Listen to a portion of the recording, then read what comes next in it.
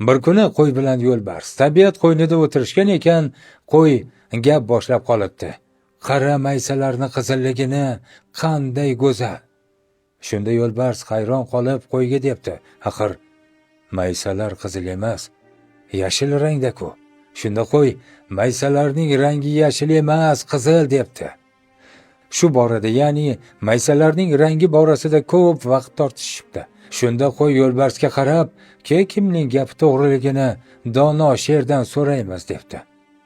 Dono sherning yoniga borishgach, qo'y gap boshlabdi: "Qara, yo'lbarsga maysalarni rangi qizil desam, men bilan tortishib ularni rangi yashil deyapti. Aytgin, kimning gapi to'g'ri?"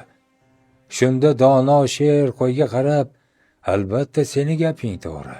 Maysalarni rangi yashil emas, qizil" debdi. Yo'lbars sherning javobidan hayron qolibdi.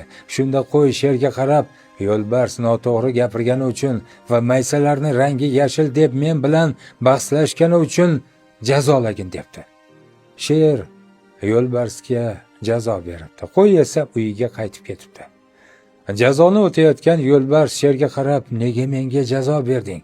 Men maysalarni rangi yashil deb noto'g'ri gapirdimmi?" debdi. Shunda sher yo'lbarsga qarab: "Yo'q, sen to'g'ri gapirding. Maysalarni rangi yashil.